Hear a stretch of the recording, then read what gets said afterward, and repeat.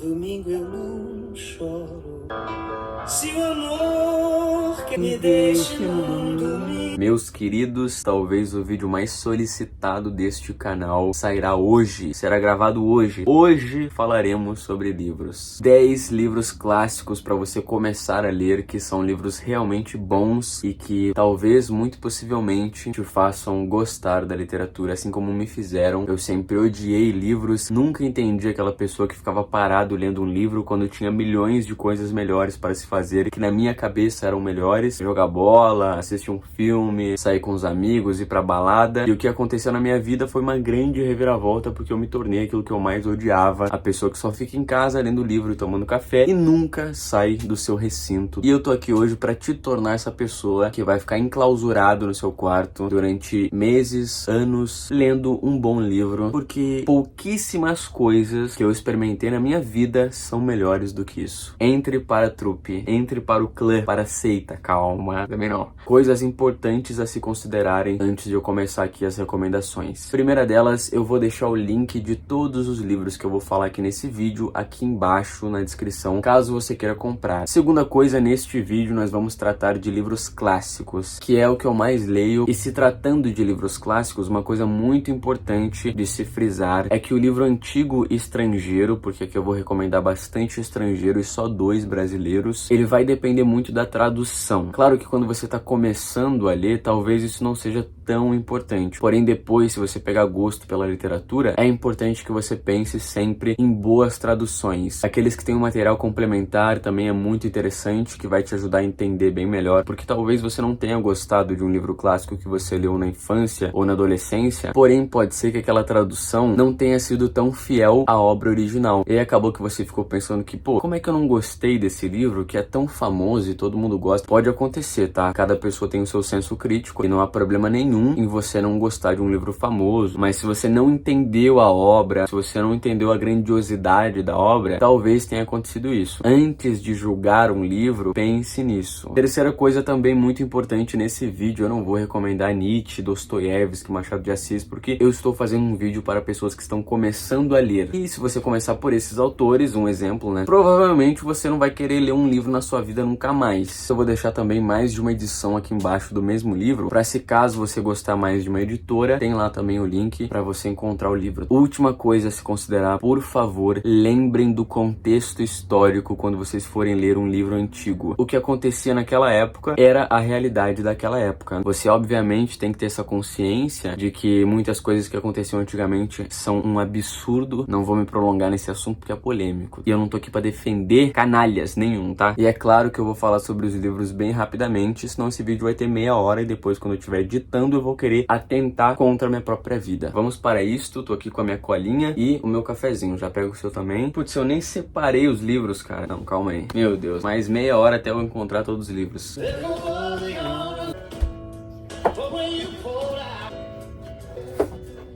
Pronto, galerinha, estão todos aqui. Vamos para o primeiro de todos. Eu tenho 2 edições dele e eu recomendo as duas. O Retrato de Doriano... Brincadeira, O Retrato de Dorian Gray. Esse livro aqui é muito comum que ele esteja em listas de livros clássicos para você começar a ler. Te prende do começo ao fim e é muito difícil que você não goste. Resumindo esse livro em uma frase, ele vai contar a história de um jovem que descobre o poder da sua beleza vivendo em meio à elite burguesa da época, onde as aparências são quase tudo o que importa. E o que vai acontecer é que esse jovem vai se corromper à vaidade dele. Mas não vou contar mais, você vai ter que ler para saber. Eu nunca vi ninguém que não gostou desse livro, que leu e não gostou. Eu gosto muito do Sr. Oscar Wilde porque ele tem essa rebeldia, esse deboche, que inclusive trouxe muitos problemas para ele. Ele viveu naquela época em que a moralidade corroía qualquer prazer que a existência humana poderia desfrutar. Ele foi preso por causa disso. O Oscar falava muito dos prazeres humanos, prazeres carnais também. A única maneira de nos livrarmos de uma tentação é cedendo a ela. Resista e a alma adoecerá de coisas que ela se proibiu. Essa Essa frase resume muito bem uma parte da vida dele em que ele se entregou aos prazeres e foi bastante libertino. Enfim, você vai ter que ler pra saber, tá? Segundo livro também muito importante, O Sol é para Todos. Aqui nós temos uma história importantíssima para qualquer época sobre tolerância, perda da inocência da juventude. Essa história acontece no sul dos Estados Unidos, nos anos 1930, se eu não me engano, em uma região envenenada pelo preconceito racial. A gente vai ser apresentado a esse mundo pelos olhos de uma menininha chamada Scout, enquanto seu pai, que era um advogado, arrisca a própria vida no tribunal, defendendo um homem negro acusado injustamente de um crime horrível contra uma mulher branca. Só imaginem, tem gente que se preocupa tanto com outro mundo que não sabe viver nesse aqui. É só olhar pras ruas e ver o resultado. E por mais que essa leitura seja bastante pesada e sensível, é também uma leitura muito agradável. Uma curiosidade interessante é que o nome original não é O Sol é para Todos, é To Kill a Mockingbird, que tá escrito aqui, ó. E Mockingbird, que é esse pássaro que tá aqui na capa, que é da música do Eminem também. That is gonna buy you a mockingbird, I'ma give you the word. Matar um Mockingbird seria uma espécie de pecado que representa a destruição da inocência, porque esse pássaro é uma criatura tão inocente que não faz nada além de cantar e trazer beleza pro mundo. E como é que uma pessoa pode pensar em matar um Mockingbird? Terceiro livro, eu não poderia não trazê-lo aqui pra esse vídeo, porque esse aqui é meu queridinho, ele me fez virar um leitor de clássicos. Esse aqui é o responsável pela minha vida de loucuras e desequilíbrio mental.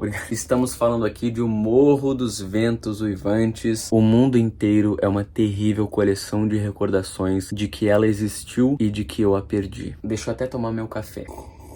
Aqui dentro a gente vai ver muito da degradação humana, do declínio do ser humano por um amor e pelas garras do destino. É uma tensão durante o livro todo e o clímax acontece no livro inteiro. Não é um romance convencional com um final feliz, não tem nada a ver com amor essa história aqui. Eu acho que é por isso que eu gostei. Será que eu tenho alguma recordação inconsciente que me fez gostar desse livro? Será que eu tenho alguma ligação um pouco mais profunda com essa história? Vamos analisar isso aí, né, galera? Agora que eu tô fazendo psicologia, tudo é uma questão de análise. Eu não consigo gostar de nada, não consigo dizer, por que eu gosto disso? Só porque eu gostei, não. É porque alguma coisa me fez gostar disso. Tenho que tomar cuidado com as coisas que eu falo que eu gosto, né? Não sou esse cara, tá, galera? Isso aqui não é amor. Tem inúmeros momentos infelizes nesse livro, mas não infelizes de uma forma deprimente. Você vai ler e vai ficar, meu Deus, que tristeza. Você vai ler e você vai, meu Deus, que tristeza. É um livro que gera muitas discussões porque os personagens são cruéis, mas é difícil julgá-los, levando em conta tudo o que eles sofreram no passado. Principalmente um deles que eu já discuti com uma amiga minha porque ela tava defendendo um lado e eu tava defendendo o outro. É por isso que ele gera muitas discussões. Lembrem-se, só fere quem foi ferido, só fere quem está ferido. Calma, antes de julgar, vamos pensar. A morte de Ivan Ilitch também não poderia não estar nesse vídeo. A literatura russa é, sem sombra de dúvidas, uma das mais aclamadas da história, porque os caras são realmente, no mínimo, insólitos. É difícil competir. A gente tá falando de Dostoiévski, Tolstói, Pushkin, Chekhov e Turgenev, só a nata. Esse aqui eu recomendo sim para iniciantes, porque ele não é nada difícil de se entender, é bem curtinho e vai te prender muito. O Tolstói, no geral, não é difícil de se ler. Agora um Dostoiévski, aí sim, a parada é mais embaixo. Esse aqui eu tô lendo agora, ó, eu marquei pouquinho, como vocês podem ver. Eu tô lendo faz uns 2 meses esse livro aqui. Leitura é calma, tá, galera? Você tem que ler com calma pra poder entender e aprender com esses livros. Claro que a gente sempre quer ler mais, muito por conta do nosso ego, né? Pra poder falar que a gente leu 20 livros no mês. Você tem que ter um tempo pra refletir. Também depende dos livros que a pessoa leu, né? Não quero ser hater aqui. Chega de polêmica. O Tolstói, no geral, escreve muito bem sobre a morte. Em todos os livros dele, em que algum personagem morre, ele descreve muito bem essa cena. Depois que um homem aprende a pensar, pensa sempre na própria morte. Todos os filósofos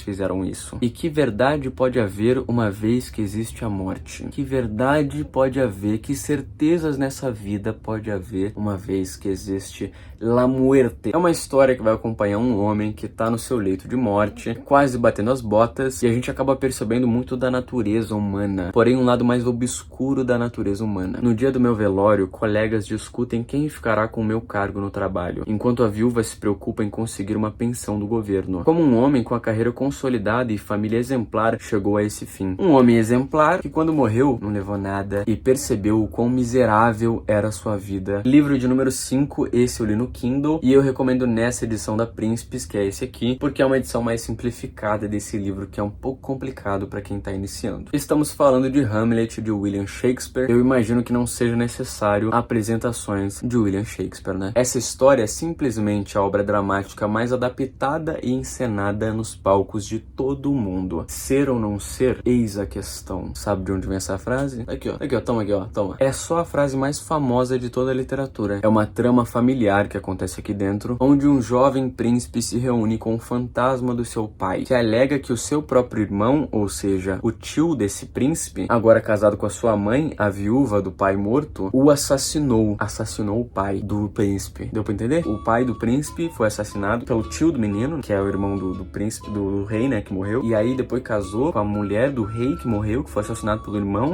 Cara, eu fiquei preso nesse livro do início ao fim. E eu recomendo nessa edição aqui porque ela é em prosa. Ela é um livro normal, tá? Um livro assim, ó, de historinha, entendeu? Eu não sei as classificações, mas ela não é em peça teatral, que nem esse aqui, ó. Esse aqui também é do Shakespeare, que é o Otelo. Então ele tem os tempos ali, ó. Tem as cenas, tem a fala de cada personagem. E aí eu acho que pra quem tá começando, isso aqui pode ser um pouco mais confuso. Próximo livro, eu tenho certeza que se eu não falasse dela, eu seria rechaçado aqui. Muitas pessoas me conhecem por causa dela. E por conta do meu amor por ela, que é a minha autora preferida de todos os tempos, serei sempre um servo dela. Serei sempre um subordinado da escrita dessa mulher. Estamos falando de Clarice Lispector. Vou recomendar aqui sim pra quem tá começando. Vou ser ousado, tá? Porque é uma escrita um pouco mais complicada e reflexiva. Você tem que parar pra pensar, pra refletir. Porém, eu vou recomendar aqui não um livro dela. Vou recomendar uma crônica do seu compilado de crônicas para jovens. Vai ser mais fácil de se entender e de compreender o que ela quer dizer. A crônica que eu recomendo é essa daqui, de amor e amizade. Tenho certeza que vai ser de fácil compreensão. Diariamente eu recebo mensagens de pessoas me perguntando por onde se começar Clarice, como se eu fosse um especialista nessa mulher. Não sou ainda. Aqui ela vai transportar para o papel o seu jeito, a sua forma, a sua maneira de ver a amizade e o amor. Mas claro, daquele jeito clariciano, com várias observações de miudezas do cotidiano e vastos voos de espírito e devaneios. Ela tem essa particularidade que faz com que você sinta que ela tá falando pra você ou de você. Todo leitor de Clarice já sentiu isso. E aí, se você gostar, seja bem-vindo ao mundo clariciano. Fique, pois sua vida nunca mais será a mesma. Eu tô aqui pra passar a palavra, tá? Sempre. O próximo livro também não é um romance convencional, é por vezes bastante obsessivo. O Grande Gatsby. Esse cara aqui é um jovem que encara o sonho americano dos anos 20, do self-made man. Ele é admirado por todos, mas conhecido por ninguém. Ninguém fala de Gatsby e todos falam de Gatsby. Quem é esse cara? Isso aqui é um retrato da época, mas também uma crítica à sociedade norte-americana elite, né? Sociedade elitizada, burguesa norte-americana. Você vai devorar esse livro aqui. E em vários lugares, na época que esse livro foi lançado, ele foi banido por se tratar de infidelidades, crimes. Parece que toda a grande obra daquela época, que foi muito impactante, acaba sendo banida, né? Nem as maiores lufadas de fogo e vento seriam capazes de competir com aquilo que um homem pode guardar em seu coração etéreo. Um livro bastante poético também. 1984, George Orwell, também um famosinho que tá sempre nas listas de livros clássicos para você começar a ler. E nessa edição aqui da Antofágica, eu acho que o livro mais lindo que eu tenho aqui na minha estante, porque ele é cheio de ilustrações, tem 115 ilustrações aqui dentro. Cada página é um desenho, uma brincadeirinha. Aqui nós somos apresentados a uma sociedade utópica ou distópica qualquer. Uma sociedade fantasiosa onde cada indivíduo deve viver sob permanente vigilância. Qualquer comportamento ou pensamento que desvie da ideologia do grande irmão, que é esse governo, né, é severamente punido pela polícia do pensamento. O personagem principal dessa história é um funcionário que trabalha no Ministério da Verdade, que é responsável por reescrever as notícias, ou seja, censurá-las. Então ele encontra uma oportunidade de fazer uma mudança grandiosa, porém ele vai ter que arriscar arriscar a sua vida para isso. Até se tornarem conscientes, nunca se rebelarão. E até se rebelarem, nunca se tornarão conscientes. É o livro que inclusive inspirou o Big Brother, o Grande Irmão, que é esse cara que vigia tudo. A gente consegue perceber a importância desse livro nos períodos de crise política, onde esse livro aqui é muito vendido. As vendas desse livro aumentam muito nesses períodos. Agora, qual que é o próximo? Ai, meu Deus do céu, não posso acreditar. Esse livro aqui, ele é lindo em tudo. Em tudo ele é lindo. Só de olhar pra ele dá vontade de chorar. Foi o primeiro livro em que eu marquei todas as páginas, tá bom?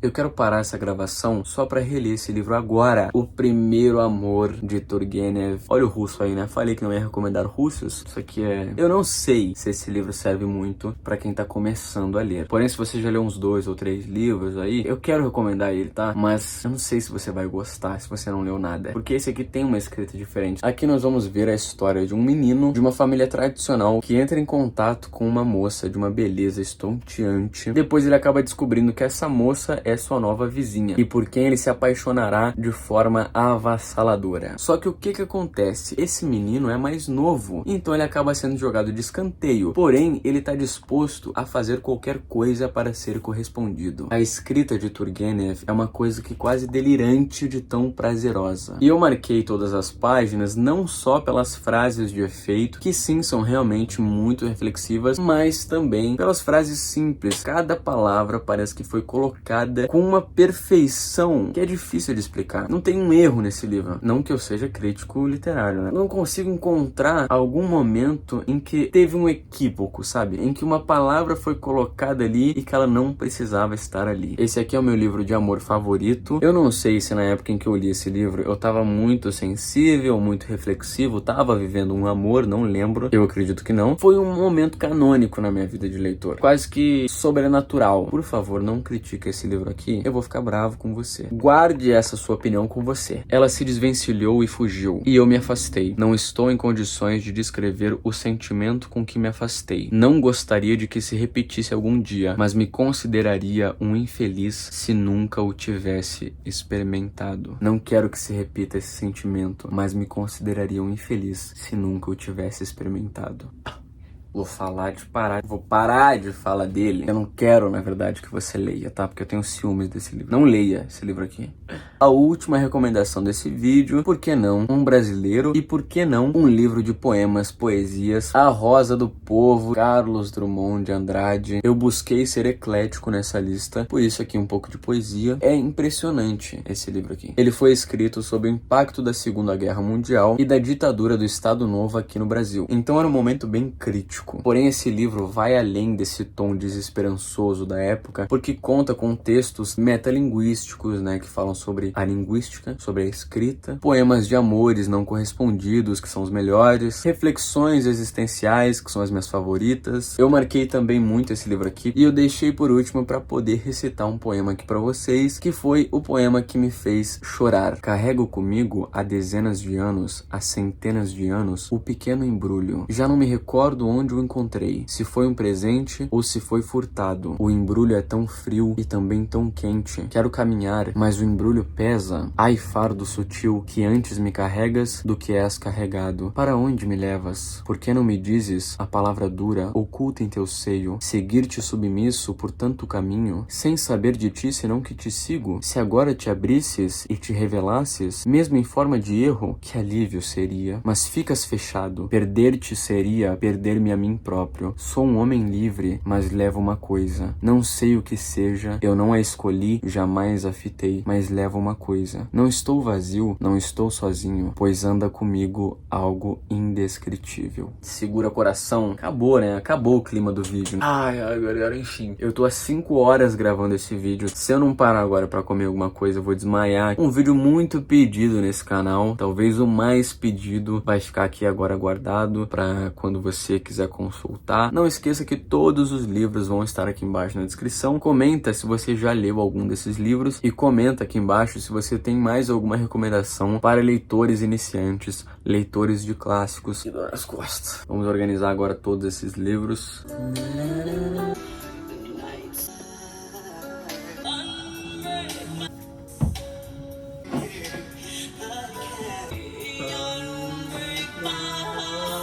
Hey, love.